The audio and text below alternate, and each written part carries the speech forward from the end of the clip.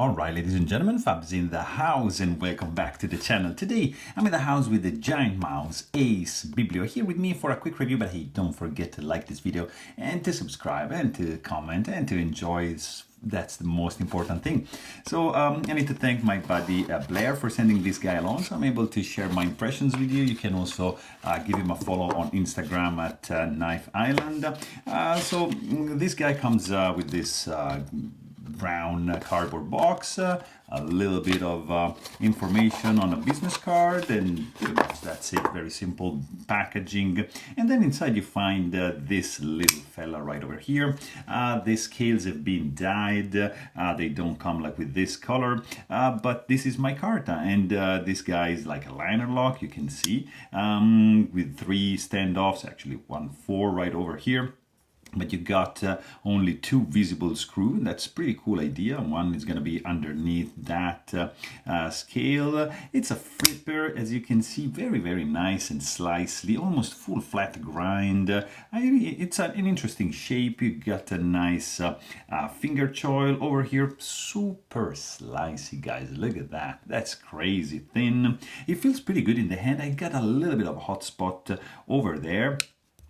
Lock bar access is pretty good in my books, and by the way, this guy is made in Italy, in Maniago, and it's gonna be around $175, designed by Jens Anso and Jesper Voxnes. It's an interesting one. So the action also is pretty good. This guy is running on bearings, and in this case it's running on skiffs, but like if you do a push button, you see it can easily be failed.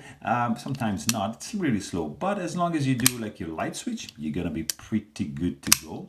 And you see, like, it feels good in the hand. You can choke it up a little bit because the jimping is a little bit in the advanced position, so that's gonna work pretty nicely.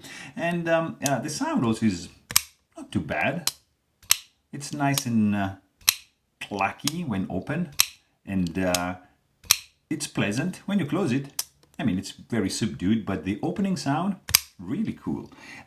Feels good in the hand. There's again a little bit of hot spot over here.